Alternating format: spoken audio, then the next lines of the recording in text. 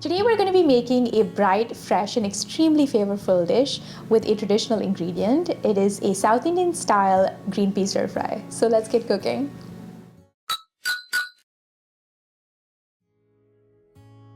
For my South Indian green pea stir fry, here I have a pan on medium-high heat. Once the pan is hot, I'm going to add around a tablespoon of sunflower oil. To this, I'm going to add a teaspoon of mustard seeds and wait for it to splutter. Now that my mustard seeds are spluttering, I'm going to add one dried Kashmiri red chili that I'm going to break into two to release its flavors. I'm also adding around 10 to 15 curry leaves. I'm going to mix all of this till all the ingredients are super toasty, which should take around 20 to 30 seconds. At this point, I'm also going to add around a quarter teaspoon of turmeric powder. This is just to brighten up the greens of the green peas. Cook this for around 10 to 15 seconds as well. Now to this, I'm going to add a cup of green peas. Here I'm using frozen green peas that I thawed. If you have access to fresh green peas, you can use that as well.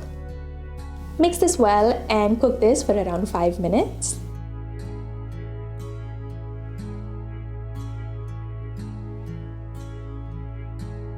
It's been 5 minutes, so to this I'm going to add half a teaspoon of dried coriander seed powder. Mix this and cook for around 2 more minutes.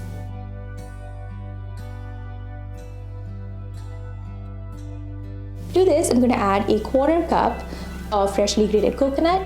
This is frozen coconut that I thawed. Again, if you have access to the fresh one, use that. Mix all of this really well and cook for 2 more minutes. Salt the dish.